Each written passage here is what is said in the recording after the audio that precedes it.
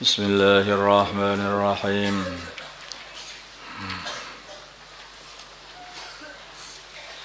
Ya Yahya, wahai Yahya, khudh ambillah al-kitaba kitab, yaitu kitab Taurah biquwatin dengan kuat, yaitu dengan sungguh-sungguh. Jadi ambil dengan sungguh-sungguh itu amalkan dengan sungguh-sungguh, dakwahkan dengan sungguh-sungguh, sesuai dengan perintah Allah. Wa atainahu, dan aku telah kasih Yahya al-hukma, kenabian, sobiyan di waktu masih kanak-kanak, yaitu baru umur 3 tahun sudah dijadikan oleh Allah sebagai nabi. Jadi enggak ada alasan itu orang itu anak muda dakwah, aku masih muda kok, apa nunggu mati dakwahnya. Tuh, itu nanti kalau udah tua, udah mau mati, bukan dakwah, nanti didakwahi sama malakul maut. Ya ayyuhan nafsul mutmainnah. Nah, kira. Makanya jangan nunggu. Kalau masih muda, itu ada pertanyaan khusus. Jadi orang itu muda itu akan ada pertanyaan khusus, kamu buat apa masa mudamu nanti di akhirat itu. Karena masa muda adalah masa yang masih sehat, masih kuat untuk amal agama, untuk memperjuangkan agama. Kalau itu disia-siakan, maka itulah akan ada urusan khusus pula, itu dari Allah Subhanahu wa taala. Bagi orang-orang muda yang menggunakan masa mudanya adalah untuk ibadah, untuk taat kepada Allah Subhanahu wa taala. Wa syabun nasa'a fi ibadatillah, itu mereka ini akan punya tempat khusus pula, yaitu apa? Tempat khusus mendapat naungan Allah Subhanahu wa taala. Di hari tidak ada naungan selain naungannya Allah Subhanahu wa taala. Dari kan orang semua kepanasan, dia tidak kepanasan. Khusus. Maka anak muda ini memang khusus. Ini mempunyai perlakukan, Allah memperlakukan khusus bagi anak-anak muda.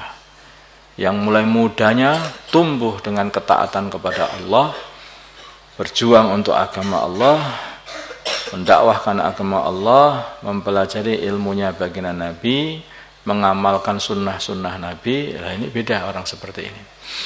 Seperti ini beda. Ini istimewa. Sebaliknya yang masa mudanya ini, masa kuatnya itu kok terus dibuat untuk maksiat kepada Allah. Nah, ini juga akan ada urusan yang khusus. Hananan dan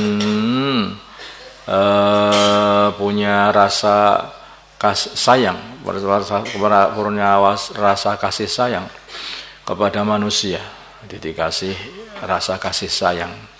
Seseorang itu kalau di hati dikasih rasa kasih sayang kepada umat, itu ini adalah bagian daripada apa itu sifat-sifatnya para anbiya yang diberikan oleh Allah kepada mereka.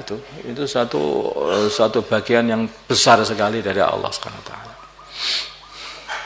Karena Nabi itu melihat umat dalam kondisi bermaksiat, itu yang dilihat bukan maksiatnya, yang dilihat ini bahaya ini anak ini bisa hancur ini. Nah, para Nabi itu begitu. Kayak seperti melihat anak kecil yang bermain di atas pagar yang tinggi, kalau jatuh pecah kepala dia, maka dia ini langsung, oh ya jangan begitu, usah. Anak kecil dikasih tahu seperti mau apa dah itu, ngurusi orang lain, ngurusi diri sendiri, jangan urus saya, anak kecil. Demikian juga orang mau masuk neraka itu oleh para anbiya, jangan begini, jangan begitu, jangan begini, jangan begitu. Nah, apa urus diri sendiri loh, jangan ngurusi orang. Nah itulah.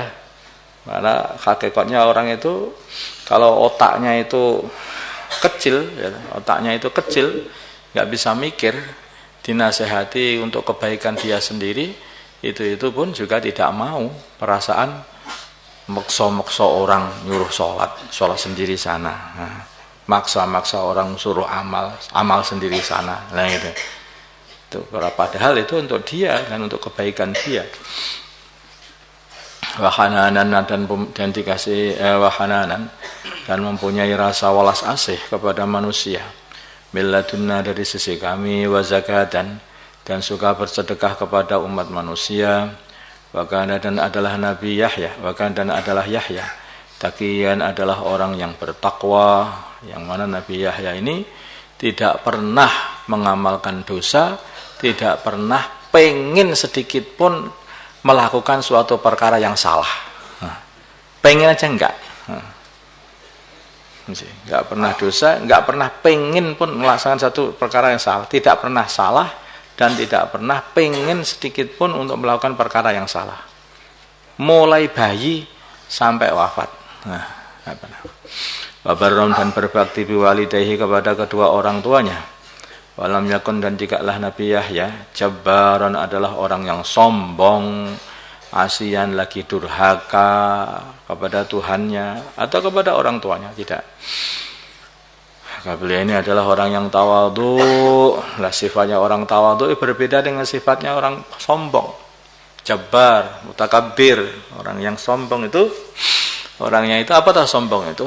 Sombong itu adalah meremehkan orang lain dan mengingkari hak. Nah, meremehkan orang. Sombong itu adalah meremehkan orang lain dan mengingkari hak.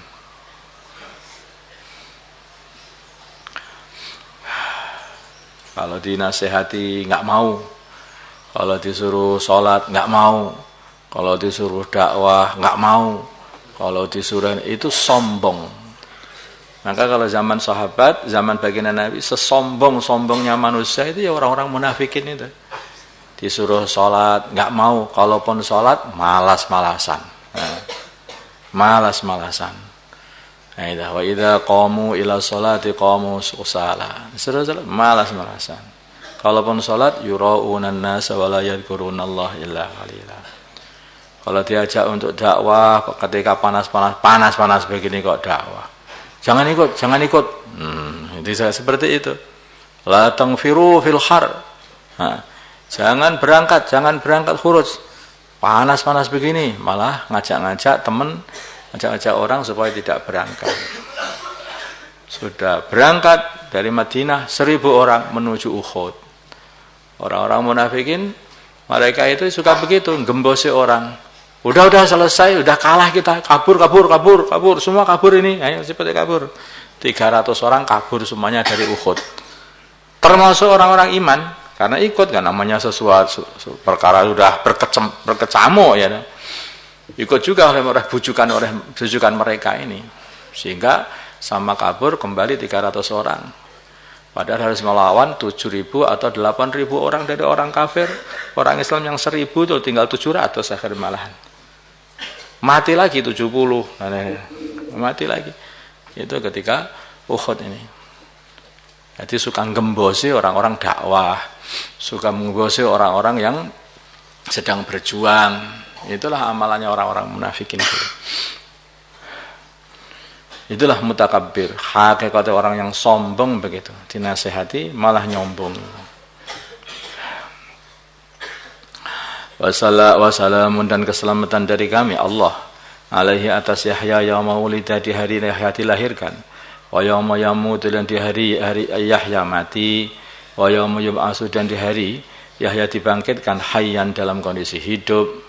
Ketika lahir selamat, ketika mati selamat, ketika dibangkitkan dalam kondisi semua orang ketakutan dan kekhawatiran, maka Nabi Yahya selamat. Nah, ini sudah ditentukan oleh Allah, seperti itulah keadaan Nabi Yahya nanti.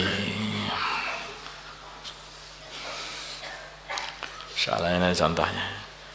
Bagaimana Nabi Zakaria dari awal beliau itu saking risaunya pengen ada yang meneruskan dakwah beliau ini, ada yang mau tanggung jawab ngurusi Islam dan umat Islam pada waktu itu.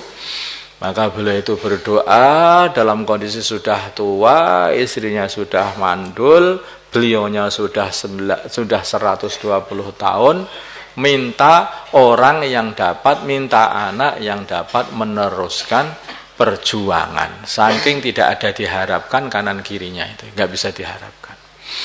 Di kondisinya kalau seperti itu ya waktu itu Nabi Zakaria kalau orang sendirian begitu Nabi Zakaria ini. Dakwah sendiri, capek-capek sendiri, terus nanti kayak nggak ada yang ngewangi gitu pada waktu itu. Akhirnya betul, tanah kondisi ternyata waktu itu sudah umat ini sudah nggak karuan rusaknya.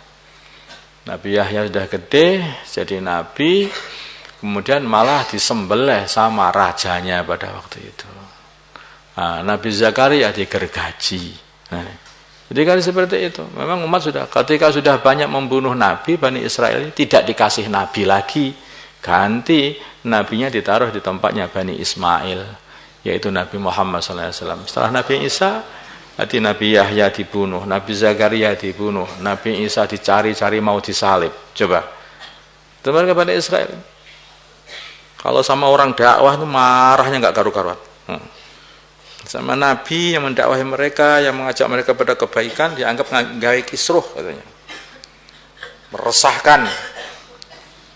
Setan memang resah kalau dengar dakwah. Memang selalu begitu. Gak ada setan yang gak resah dengar dakwah itu. Makanya kalau merasa resah ketika dengar taskilan, kuwi setan itu. Nah, jadi itu setan itu. Setan berwujud manusia. Maka itulah ketika sudah datang dai, Nabi Yahya dibunuh, Nabi Zakaria dibunuh, Nabi Isa sudah mau dibunuh sampai diangkat di langit oleh Allah, maka wes gak sah diweyahe. Gantilah, yaitu Nabi Muhammad SAW.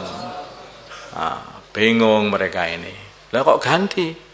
Kenapa tidak dari Bani Israel nabinya? Kenapa kok ini? Lah Bani Israel kenapa? Masih minta nabi? Nabi-nabi kamu bunuh itu masih minta nabi lagi. Nanti dikasih nabi dibunuh juga.